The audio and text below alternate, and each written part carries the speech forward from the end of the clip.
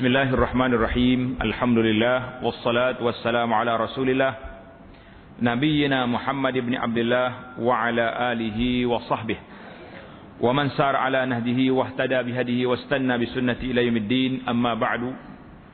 Sambungan pelajaran kita dalam kitab Anak Kunci Syurga dalam siri yang ke-21, iaitulah dalam bab salat, segala syarat wajib sembahyang. Jadi syarat-syarat wajib sembahyang itu ada berapa syarat? Hanya sanya. Ini bahasa lama dia guna hanya sanya. Jadi kalau bahasa sekarang ini kita kata perkara-perkara yang wajib sembahyang 5 waktu ke atas tiap-tiap orang Islam, yang berakal, yang baligh, yang suci daripada haid dan nifas. Habis kita. Orang yang diwajibkan salat itu yang pertama orang Islam. Tanda. Yang pertama syarat wajib salat Islam. Yang kedua orang berakal. Orang gila wajib ke tak? Tak wajib. Dia tak semayang, tak apa. Dia semayang pun tak apa. Tak ada masalah bagi dia. Dia panggil dia ada lesen besar. Siapa dia tak mau semayang, ambil lesen besar ni boleh tak semayang. Kalau tidak, tak ada. Cuti tidak ada dalam salat. Yang ketiga, baligh. Apa dia baligh? Yang sudah cukup umur. Sama ada umur 15 tahun. Ataupun baligh dengan cara dia bermimpi. Ataupun sudah mari haid. Itu cara baligh. Nak kena baligh. Sama ada cukup umur 15. Dengan cara dia bermimpi. Mimpi bersetubuh. Keluar air mani. Orang perempuan mari haid. Tumbuh bulu hari-hari dia, naik janggut. Itu di antara tanda-tanda.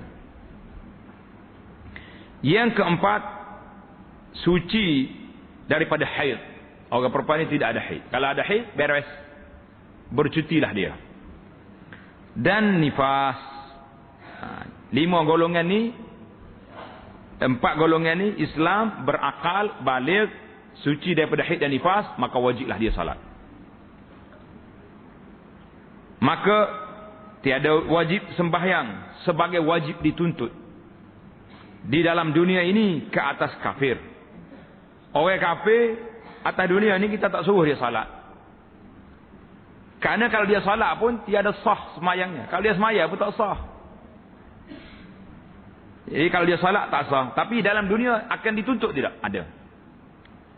Bila ditanya orang kafir, ma salakakum fi saqar? Malaikat tanya, "Hei, golongan kafir, apa yang menyebabkan kamu masuk neraka sakar ni?" Qalu lam naku minal musallin. Dia jawab, kami dulu tak salat atas dunia tu. Yang menyebabkan dia masuk neraka. Jadi dalam akhirat dia tuntut. Atas dunia ni tidak dituntut. Kalau tuntut pun tak sah salat dia. Dan tiada wajib atas orang gila. Orang gila tak wajib salat. Dan kanak-kanak yang belum baligh tak wajib. Kerana hadis yang diriwayat oleh Ibnu Hibban dan Al-Hakim dan juga lain-lain ulama Abu Daud, Al-Imam Abu Daud, daripada Sayyidina Ali bin Abi Talib radhiyallahu anhu anin Nabi sallallahu alaihi wasallam qala rufi'al qalamu an thalathin anis sabiy hatta yablugha wa anin naimi hatta yastayqiz wa anil majnun hatta yabra. Artinya diangkatkan akan qalam, yakni qalam tidak menulis. Itu makna diangkatkan. Qalam diangkat, yakni qalam tak tulis. Tak tulis dosa pahala kepada 3 orang ni. Daripada 3 golongan. Apa makna qalam tidak menulis? Diangkat kinayah daripada ketiadaan diberati syarak. Jadi syarak tidak mengambil kira dengan 3 kumpulan ini. Daripada kanak-kanak hingga baligh. Kanak-kanak ni beres. Tidak jadi masalah lagi bagi dia. Dan daripada orang yang tidur sehingga jaga. Orang ni tidur. Tengah tidur macam mana tak tahulah, dia mengigau, terbalik jatuh atau orang mati. Dia tak kira bunuh orang sebab dia tidur. Dan daripada orang gila hingga dia sembuh. 3 kumpulan ini, gila, kanak-kanak, tidur, orang ini diangkat qalam. Dan wajib disuruh akan kanak-kanak dengan salat pada ketika sempurna umurnya 7 tahun. Dengar ni ibu bapa. Bila anak kita umur 7 tahun, wajib kita kena suruh dia salat. Suruh. Panggil nama apa pun. Alung, angah, acik, abang, adik. Bangun, mayan. Bawa dia pergi masjid. Suruh dia berlatih salat. 7 tahun, 8 tahun, 9 tahun, latihan. Kalau dia tak salat, sekali-sekala, kita gosok je dia. Salat, bagi hadiah. Tak salat, suruh. Dan wajib dipukul akan dia sekiranya meninggalkan salat itu pada ketika sempurna umurnya 10 tahun. Umur 10 tahun, cari rotan yang kecil-kecil, pukul dia. Hei, tak salat hari ni ya, bagi sikit. Jangan kuat, mati anak budak. Bagi ya. Orang panggil nak menakutkan dia biar dia terasa salah. Kerana sabda Nabi sallallahu alaihi wasallam daripada Sabrah, qala Nabi sallallahu alaihi wasallam, murus sabiyya bis salati idza balagha 7 sinin wa idza balagha 10 sinin fadribuhu 'alaiha. Rawahu Abu Daud dengan sanad yang sahih. Artinya suruh oleh kamu akan kanak-kanak melakukan salat apabila sampai umurnya 7 tahun. 7, suruh. Ni dak kita, jangan. Dia nak tidur, nanti dia bangun nak pergi sekolah mengantuk. Allahu Akbar.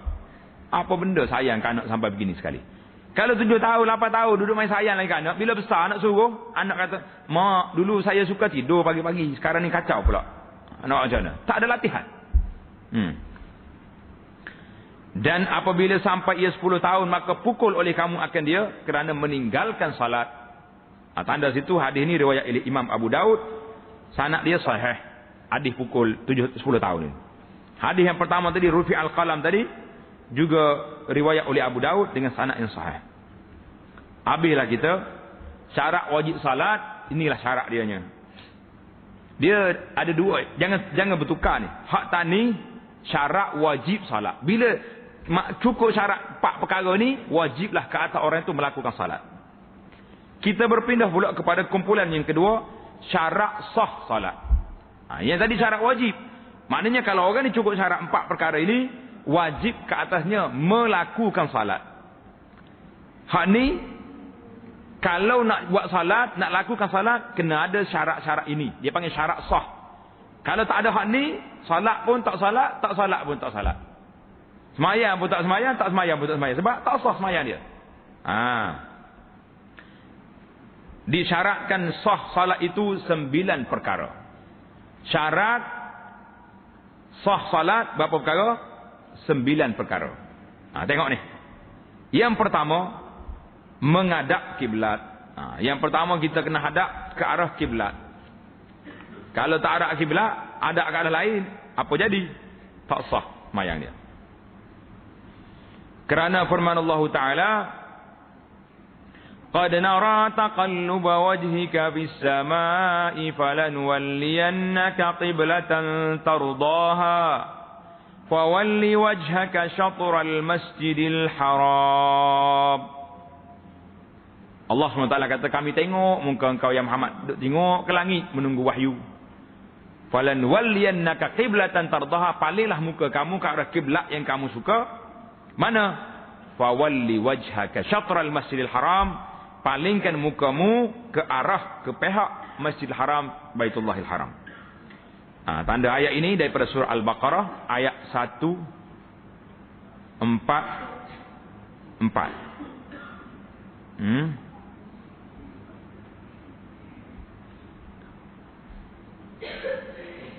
Yang kedua, syarat yang kedua, menutup aurat. Ni kita nak pergi salat, kita kena tutup aurat dulu. Hari ni orang pandai tak pandai aurat, masalah besar dalam bab aurat ni. Besar tak besar masalah? Besar.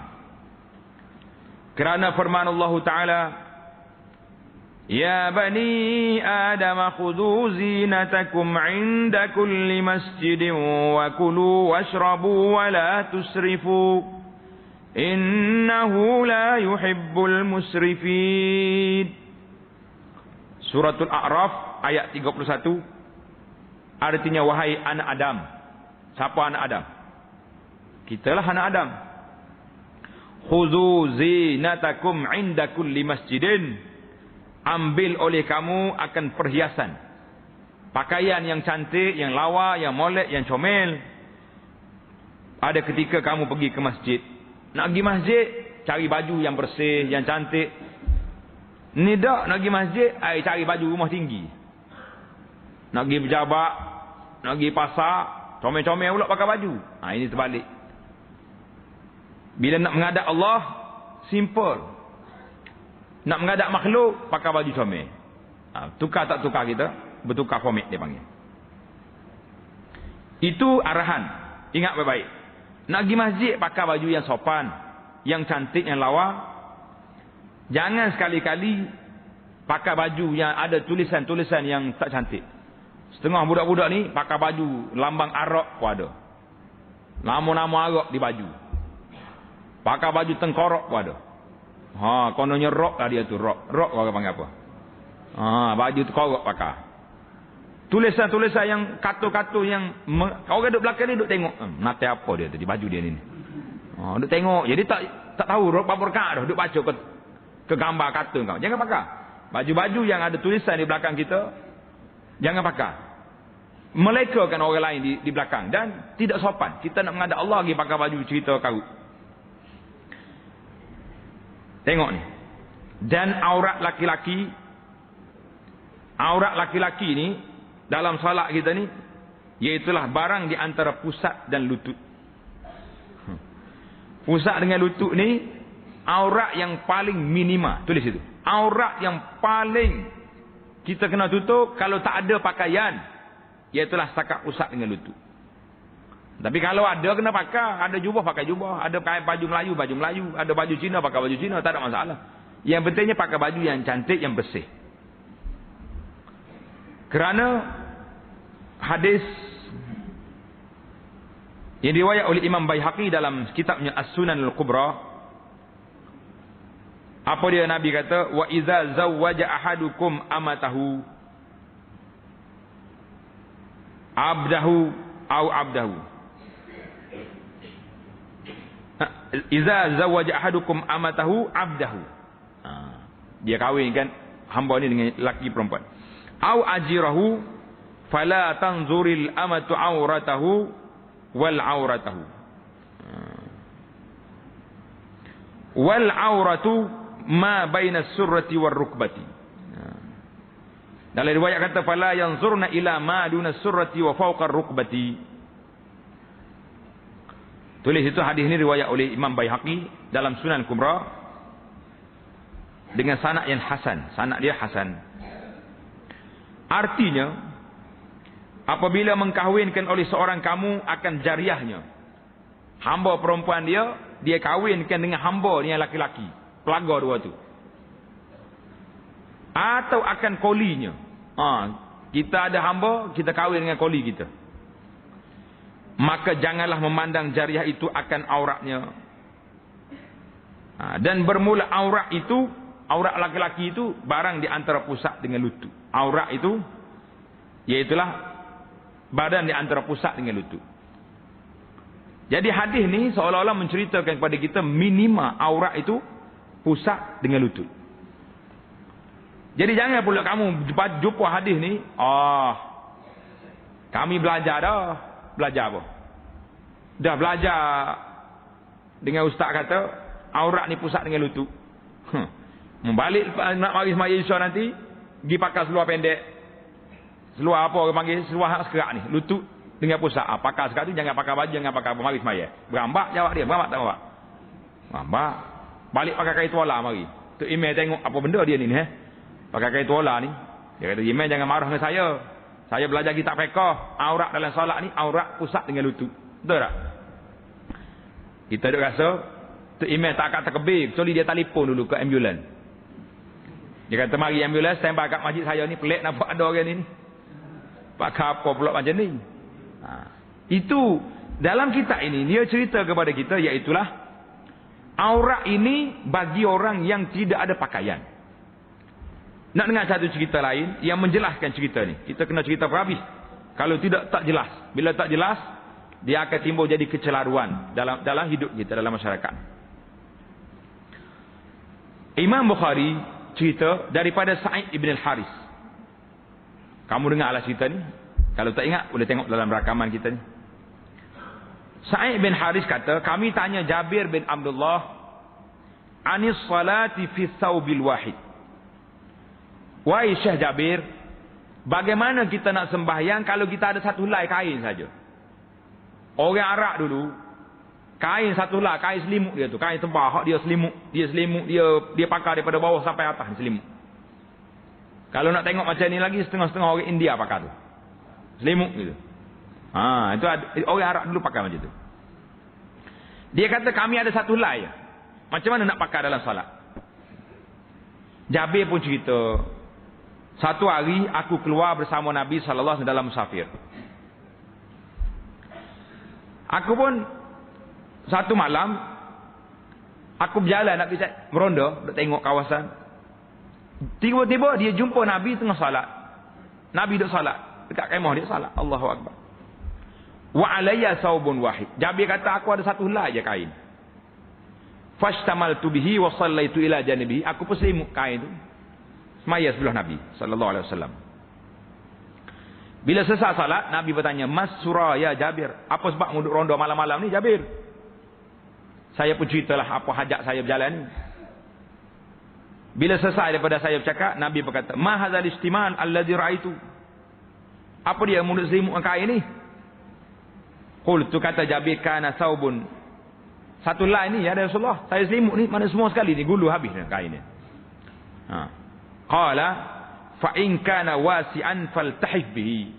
Nabi kata sallallahu alaihi wasallam, kalau kain tu luas, kain ni panjang, menggulu habis kain daripada bawah sampai ke atas, macam selimut gulu dalam tu. Wa in kana dayiqan fattazir bihi. Kalau kain ni sempit, tak panjang, fattazir bihi, mempakai wak kain di bawah jelah, jangan alik atas biar terbuka. Nah, itu menunjukkan bahawa Nabi kita benar kepada Jabir, sekadar pakai kain selapis dia di bawah, atas tak ada. Jadi dalam salat pun aurat dia lepas. Kalau tak ada kain, itu ingat, pusat dengan lutut tu bagi orang yang tidak ada kain. Hari ni alhamdulillah, masya-Allah, tabarakallah, satu almari, dua almari baju kat rumah. Nak pergi masjid, pergi cari yang paling simple sekali pakaian. Apa cerita kita dengan Allah ni?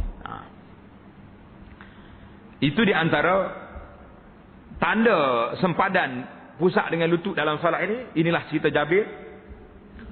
Kemudian ada lagi, kena tanda satu lagi di antara adabnya, kalau orang semaya tak pakai baju.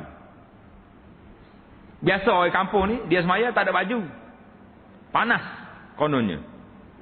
Ya, pakai kain sarung, baju tak pakai semaya. Allahu akbar. Sepatutnya dalam satu riwayat lain dari As-Sunan Imam An-Nasa'i meriwayatkan hadis daripada Abu Hurairah radhiyallahu anhu, katanya sabda Nabi sallallahu alaihi wasallam, la yusalliyanna ahadukum fi thawbil wahidi laisa ala atiqihi syai' minhu syai'. Nabi kata jangan kamu salat dengan pakai satu helai kain, pakai kain sarung saja, tak ada tuduk atas bahu ni, yang tidak ada di atas bahunya sesuatu. Jangan. Jadi kalau kita pakai kain satu helai pun, ambillah kain apa-apa, kain serban ke, kain batik lepas ke apa, letak atas bahu kita ni, tudung juga. Tudung tubuh. Itu di antara yang Nabi kita sallallahu alaihi wasallam ajar. Hadis ini riwayat Imam An-Nasa'i dengan sanad yang sahih. Baiklah, balik kepada cerita kita. Dan aurat perempuan itu segala badannya. Ingat ni. Aurat wanita dalam solat sama je dengan luar solat. Iaitulah semua tubuhnya melainkan muka dan dua tapak tangan dan belakang tangannya hingga pergelangan tangan. Orang perempuan aurat dia setakat mana? Setakat buka muka dengan tangan sampai pergelangan tangan. Ni aurat dia hak boleh buka dalam solat. Jadi luar solat pun sama juga. Mana-mana orang perempuan yang berjalan keluar daripada rumah, di hadapan laki-laki yang ajnabi, yang bukan mahram, terdedah muka dia, tengkok dia tak tutup aurat, maka dia berdosa. Kalau dia ni isteri orang, suaminya berdosa. Kalau dia anak orang, bapak dia berdosa. Kerana membiarkan anak tidak tutup aurat. Ini satu perbuatan yang tak baik, satu jenayah syar'iyah yang tidak diambil hirau oleh ramai di kalangan manusia pada hari ini. Lah. Jadi kalau kita dalam salat kita, hanya kita boleh buka muka dengan tangan. Tangan sampai sepegelangan tangan. Jadi, ni muslimah kita ni. Kalau mereka pakai pakaian yang sopan, yang lulus pos pakum syariah, dia tak payah bawa kain telekung dia, kain kana tak payah bawa. Cukup dengan baju yang dia pakai ni. Waktu nak salat, dia tutup sekat ni. Mungkin lengan dia terlabuh, buka luas sikit, takut terbuka. Dia pakai stongan. Kena stongan. Dia panggil stoke tangan. Tu nama stongan. Orang pakai sini tu. Ada kan muslimah kita pakai tuduh sekat itu. Nama dia stongan. Dia pakai stongan sini tutup. Dia tu pakai telekung dia tu. Salat gitu je. Tak payah pakai telekung lagi. Buat menyusah bawa. Satu beg boleh save. Tak payah. Kalau tidak muslimah kita berat dia nak berjalan. Nak berjalan terpaksa kena bawa 3 beg. Beg make up dia satu. Beg kain lapis anak satu. Beg kain semaya satu. Jadi kalau dia ikut patuh syariah dalam pakaian dia, beg kain semaya, kain telekung ni tak payah bawa. Ni tidak. Waktu nak semaya dia pakai telekung. Lepas semaya buka habis. Jerebah macam hatu pagi. Ini apa muslimah macam ni punya perangai. Jadi ingat. Muslimin dan muslimat kena faham masalah aurat ni satu perkara yang tidak diambil berat oleh ramai di kalangan. Anak kadang-kadang sedih tengok. Ramai di kalangan muslimat kita ni suka mengaji. Masya Allah. Tempat kuliah pagi pun dia ada. Malam pun dia ada. Tengah hari pun dia ada. Mengaji siang malam. Tapi pakaian tak patuh syariah. Pakai seluar ketak. Baju pun ketak. Telekung dah lah kecil. Subhanallahil azim. Di manalah kamu ambil ilmu macam ni. Malu kita tengok. Ustaz nak tengok anak murid pun rasa susah hati. Tak patuh syariah. Jadi ingat, aurat perempuan dalam salat dengan luar salat sama je. Dia boleh buka setakat muka dengan tangan hingga pergelangan tangan. Lebih daripada tu haram. Ingat, lebih daripada tu haram dan dia berdosa. Bukan setakat dia, sekali dengan suami dia, sekali dengan bapak dia. Kalau dia tak ada suami, bapak dia berdosa. Kerana firman Allah Ta'ala,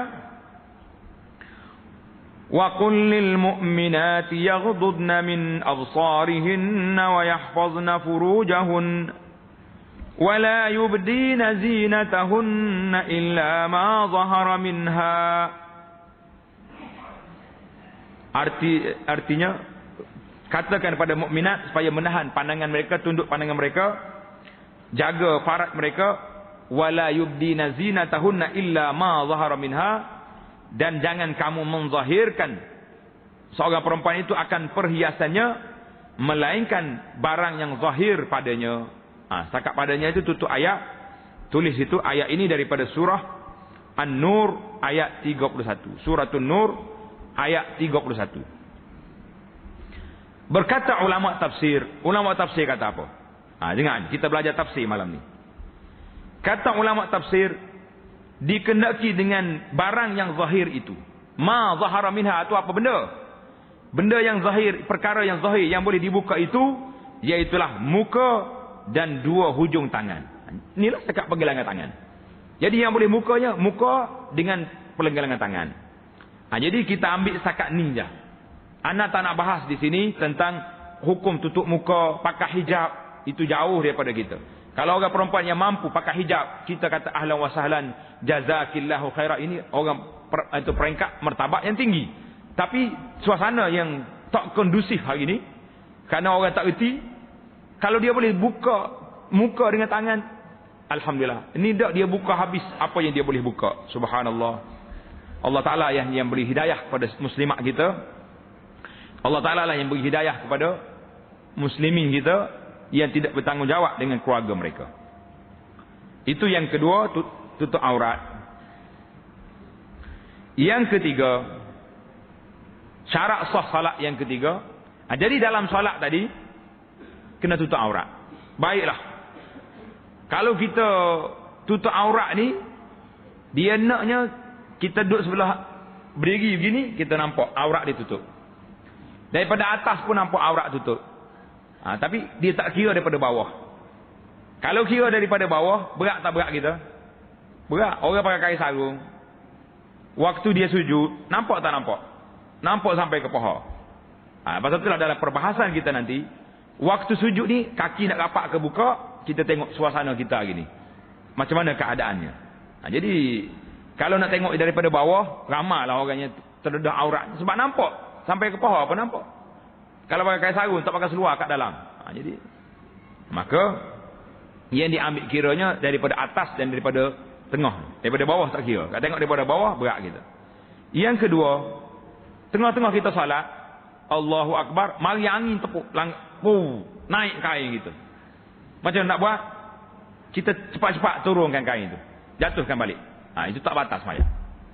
Tapi kalau angin naik, kita boleh relax. Orang nak tengok habis saja kan. Itu batal lah salat. Teruskan, turun balik.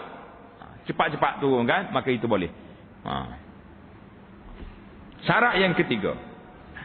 Dan yang ketiganya, mengetahui akan masuk waktu. Syarat yang ketiga, mengetahui akan masuk waktu salat. Kalau tak mahu masuk waktu, semaya. Pukul apa? Tak tahu. Pakai semaya. Tak sah semaya dia. Walaupun masuk dah waktu, dia tak yakin. Tak boleh. Kita kena yakin masuk waktu. Macam kita tengok, masuk udah lagi ni. Kira lah masuk tak masuk pakai jadi. Allahu Akbar semaya. Waktu kita takbir tadi, kita yakin tak yakin masuk waktu? Tak yakin. Kau yakin? Tak yakin, tak confident, tak confirm masuk waktu. Sudah kita semaya, baru mari orang jumpa orang kampung ni. Masuk dah waktu. Pasik tu tengok ke matahari, masuk dah, lama dah. Tak sah juga sembahyang dia. Sebab waktu dia takbir tadi, dia tidak yakin waktu sudah masuk. Ingat tu. Yakin penting. Kalau tidak yakin pun dia panggil ghalabatul zan. Zan yang kuat bahawa waktu telah masuk. Seperti hari ni, ghalabatul zan kita di mana? Tengok kalendar, tengok takwim, dengar radio, dengar orang azan di masjid. Itu dia panggil ghalabatul zan. Dengar, azan dah, masuk boleh salat. Tapi kalau kita tak yakin, buat juga, itu dia panggil orang tu salat dia tidak sah. Kerana dia buat, dia tak yakin. Ini penting ni, kena faham masalah ni. Mengetahui akan masuk waktu kerana firman Allah Ta'ala. Allah Ta'ala firman, Inna salata kanat 'alal mu'minina kitaban mawquta. Surah An-Nisa ayat 103. Surah An-Nisa ayat 103. Artinya bahawa sembahyang itu adalah ia diperdukan atas sekalian orang yang beriman. Kitab itu mana fardu. Mawquta lagi mempunyai waktu. Salat ada waktu. Tak boleh kita sembahyang tak tentu rasa tak. Jadi waktu sudah ada. Waktu subuh macam mana? Kita belajar dalam siri yang lepas. Waktu salat subuh, zuhur, asar, maghrib dah belajar kita. Jadi tak bolehlah kita keluar daripada waktu. Hari ni ramai di kalangan masyarakat kita, masya-Allah, hebat. Jam hari ni tak sempat mayasa. Tak apa, kita qada je. Zuhur tadi jam dah. Mesyuarat meeting panjang sangat, tak sempat mesyuarat, tak sempat salat. Qada juga. Akhir sekali dia semaya sekali satu waktu je sehari. Qada semua sekali. Ini haram. Perbuatan ini perbuatan haram, dosa besar kerana mempermain-main salat. Inna salah kanat 'alal mu'minina kitaban mawquta. Salat itu bagi orang mukmin waktunya sudah ada. Jadi jangan kita reka-reka waktu sendiri. Artinya ditetapkan waktunya, maka tiada boleh ditakhirkan, tiada boleh ditangguhkan lebih daripada waktunya. Kecuali orang jamak salat. Alhamdulillah. Islam tak tutup pintu pada kita. Orang musafir payah nak berhenti. Penat, maka dia beri buka pintu jamak salat. Boleh semua. Yang asar boleh takdimkan ke zuhur. Zuhur boleh tangguhkan ke asar. Rahmat tak rahmat? Satu rahmatul alamin Allah Ta'ala beri kepada umat ini. Salat boleh ditangguhkan, boleh dicepatkan. Untuk orang itu. Syarat yang keempat, suci daripada hadas kecil dan hadas besar. Kita belajar dalam bab hadas baru ni, hadas kecil. Apa dia? Orang yang buang air, orang yang tak ada wuduk itu hadas kecil. Hadas besar, orang yang berjunub, orang haid dan nifas, itu dia panggil hadas besar yang perlu kepada mandi. Jadi syaratnya suci daripada benda ni. Kerana sabda Nabi sallallahu alaihi wasallam yang diriwayat oleh pada Sayyidina Ali bin Abi Talib radhiyallahu anhu, miftahus salati at-tuhur wa tahrimuha at-takbir wa tahliluha at-taslim. Itu habis hadis tu. Artinya anak kunci sembahyang itu bersuci. Kunci nak salat, suci, bersuci dulu. Kalau tak suci dulu, tak sah salat kita. Jangan main-main. Fatahrimuha at-takbir wa tahrimuha at-takbir. Mengharamkan permulaan salat itu dengan takbir, takbiratul ihram, Allahu akbar. Wa tahliluha at-taslim, menghalalkan, buka balik simpulan amalan salat itu dengan kita wisalam, assalamualaikum warahmatullahi. Tengok ni. Hadis ini meriwayatkan dia oleh Imam Ahmad, Imam Abu Dawud, At-Tirmizi dengan sanad yang sahih. Tulis, sanadnya sahih. Syarat yang kelima, suci daripada najis pada badan dan pakaian dan tempat. Tiga-tiga ni suci. Tubuh kita bersih daripada najis, pakaian yang kita pakai juga bersih, dan tempat salat kita juga bersih. Tiga-tiga ni kena bersih. Kerana firman Allah Ta'ala, wasiyabaka fatahhir, artinya dan akan kain pakaian yang kau pakai itu maka sucikanlah olehmu akan dia. Ayat ini daripada surah Al-Muddathir ayat 4. Dan sabda Nabi sallallahu alaihi wasallam daripada Anas, tanazzahu minal baul fa inna ammata azabil qabri minhu. Nabi kata tanazzahu minal baul, bersihkan kamu daripada kencing. Kalau nak pergi ke tandas nak kencing, hati-hati, jangan air kencing itu terpecik balik kepada kain kita, ke seluar kita. Hari ni masalah besar. Kadang-kadang setengah tandas ni tak ada tempat basuh, macam-macam ceritalah. Rumah orang, tempat orang Islam, orang Melayu, tapi tak sedia air untuk orang basuh kencing. Dia kata tisu ada, tak apa dah, istinja dengan tisu pun boleh, tapi kena bersih, jangan ada kotor, jangan ada di kain kita. Nabi kata apa? Tanazzahu minal baul, bersihkan kamu daripada kencing. Fa inna ammata azabil qabri minhu, banyak orang yang kena azab dalam kubur kesan daripada tak bersih, daripada kencing. Ini yang jadi bahaya kita hari ni. Hadis ini riwayat oleh Imam Daruqutni, sanadnya sahih.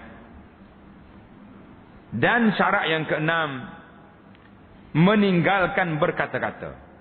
Jangan duduk dalam salat duduk buah.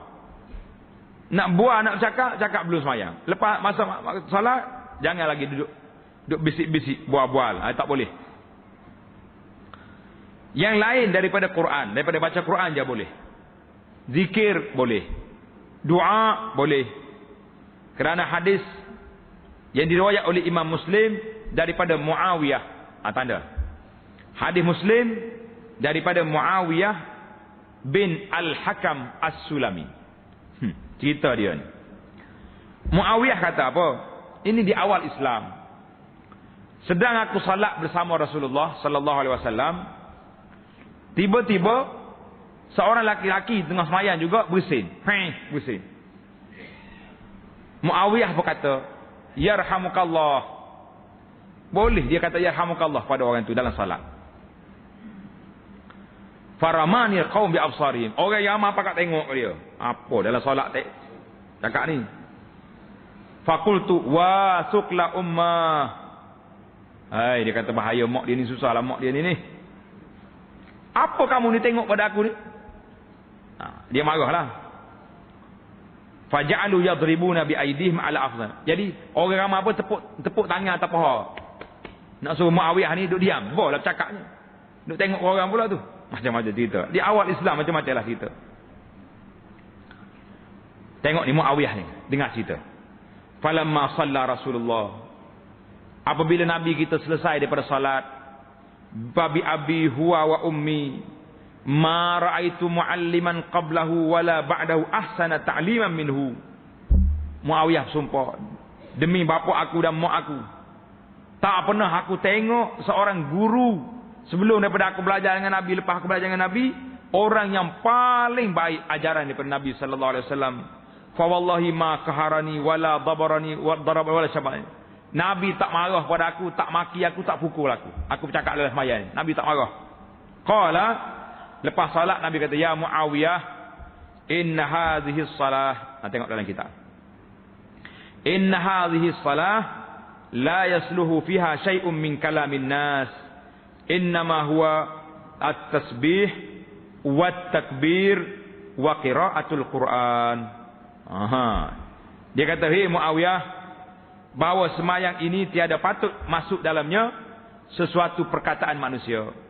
Tak boleh cakap apa manusia, tak boleh masuk dalam salat. Salat kita ni boleh apa dia? Tasbih. Boleh tasbih. Subhana rabbiyal azim, subhana rabbiyal ala, wa takbir, Allahu akbar, wa qiraatul Quran, boleh baca Quran. Cakap-cakap manusia tidak dibenarkan dalam salat. Jelas tak jelas pada kita? Jadi dalam salat tidak dibenarkan lagi bercakap. Yang ketujuh, mengetahui akan kelakuan salat. Ni kena belajar betul-betul. Mengetahui akan kelakuan salat, perbuatan salat. Bahawa dia mengetahui ia akan segala fardunya dan sunatnya. Hak ni fardu. Fatihah fardu. Baca surah lain sunat. Kerana dikias dengan segala amal yang lain daripadanya. Tetapi jika mengiktikadkan ia akan segala pekerjaannya fardu atau setengahnya sunat, dan tiada membeza akan dia, kita tak tahu. Hari ni kebanyakan orang semayang, kalau kita test seorang-seorang ni, ada dengan rombongan kita ni berat juga nak jawab ni. Hak mana fardu, hak mana sunat dalam salat kita? Tahu tak tahu? Ramai tak angkat tangan jawabnya. Nah, bertukar. Dalam kitab ni kata, kalaulah ia orang kebanyakan, mana orang awam macam kita ni, dan tiada mengkosakkan ia akan yang sunat itu dengan fardu, sahlah sembahyangnya. Alhamdulillah. Mu jangan kata hak sunat ni fardu belaka tak. Kata aku sembahyang, ada fardu ada sunat. Maka sahlah salat dia. Kalau tidak, berat kita ni. Berat tak berat? Jadi kita kena belajar betul-betul, insya-Allah dalam siri yang akan datang kita akan belajar rukun salat, sunat salat dan segala seterusnya. Yang ke-8, meninggalkan menambah rukun fi'li dengan sengaja. Jangan tambah rukun fi'li. Rukun fi'li itu rukun perbuatan. Sujud 2 kali, sujud 3 kali, rukuk 2 kali, itu dipanggil membatalkan salat. Kerana main-main, bukan kerana terlupa, main-main. Dan meninggalkan perbuatan yang keji. Perbuatan yang keji ni, yang tak comel, yang tak baik dalam salat, seperti melompat. Subhanallah. Kita duduk sah ni, depan kita kosong. Kita tengok, kosong depan. Kita ni suka main lompat kuat, lompat jauh kan, sekolah dulu. Lompat naik dari depan tu. Batal salat dia. Dia boleh berjalan, tapi berjalan satu-satu. Kita tapak 1, 2, berhenti. Tapak pula 2, berhenti. Sampai ke sah depan. Bukan tak boleh berjalan, ni salah ni. Ramai di kalangan masyarakat Melayu hari ni salah dalam bab salat. Dia belajar dalam tok guru dia, ustaz dia kata dalam salat tak boleh berjalan. Kosong depan tu, dia tak akan naik. Kerah kekung macam tunggu kayu situ. Lepas maya dia tanya, kenapa tak penuh sah? No, ustaz saya cakap tak boleh jalan dalam salat. Ini tak boleh jalan sungguh. Berjalan tak ada kerja, tak boleh lah. Tapi nak penuhkan sah kosong depan, boleh. Jangan buat tak boleh pula. Tapi jangan melompat. Kalau lompat, batal salat. Jadi kita berjalan selangkah. Jalan pula. Sampai ke tempat yang kosong tu.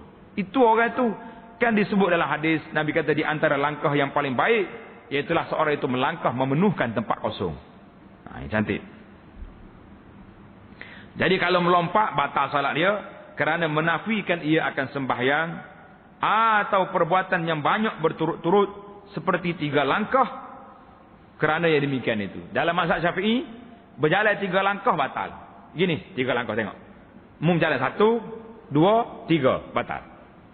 Habis macam mana kita nak selesai masalah, nak berjalan, nak penuh sah depan? Kita jalan 2 langkah je. 1, 2, break dulu.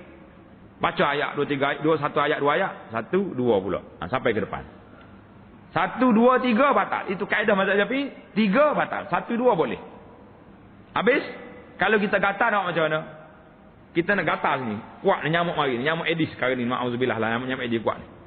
Nyamuk mari gatal. Kita ambil tangan kita. Letak sini. Kita garus. 1 jari je. Garu. Sampai hilang gatal. Tak apa. Tapi jangan gini. Batal. Gosok habis. Ni letak tangan sini. Boleh. Garu gini tak boleh. Ini panggil. Jangan banyak sangat. Jadi dalam mazhab Syafi'i ni. Kata orang Arab. Mazhab yang paling teliti. Teratur dalam bab salat. Kerana dia tak boleh gerak banyak. Kalau tengok mazhab lain tak apa. Dia tak sebut 3 kali. Dia sebut jangan melakukan perbuatan yang menampak dia tak salat. Mengikut uruf orang tengok dia macam tak salat. Pasal tu lah kita tengok orang Arab dia baik serbai lagi. Tengok jel lagi. Ada setengah dia mau cerita tengok telefon lagi SMS tengok.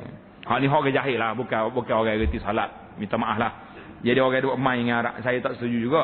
Cuma berlaku tu ada lah. Boleh jadi wallahualam.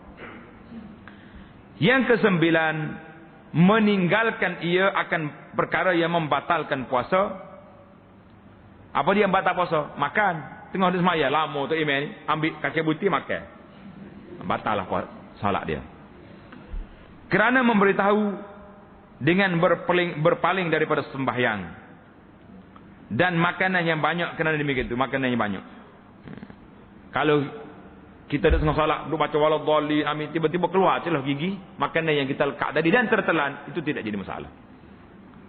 Sebab puasa pun tak batal ketika tu. Atau dengan digagahi orang paksa kita. Tengah semaya dia tak pistol depan, makan. Kalau tidak aku tembak ni. Kita pun makan, batal juga semaya. Pasal jarang berlaku. Siapa dia gak mari nak tembak kita ni? Nak tembak orang tengah salat? Wallahu a'lam. Insya-Allah kita akan masuk perbincangan kita yang seterusnya dalam rukun sembahyang. Rukun salat kita akan baca dalam perbincangan yang akan datang insya-Allah. Subhanakallahumma bihamdika asyhadu an la ilaha illa anta astaghfiruka wa atubu ilaik. Wa sallallahu ala nabiyyina Muhammadin wa ala alihi wa sahbihi ajma'in. Walhamdulillahirabbil alamin.